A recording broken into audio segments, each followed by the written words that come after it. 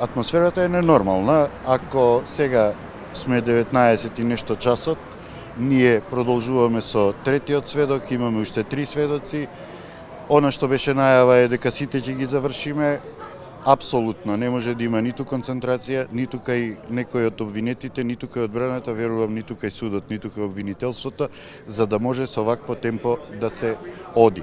На судијата Ставрев барем на денешното одложување на Топлик беше дека има во државата над 1000 адвокати и само 9 судии кои што судат организиран криминал и корупција.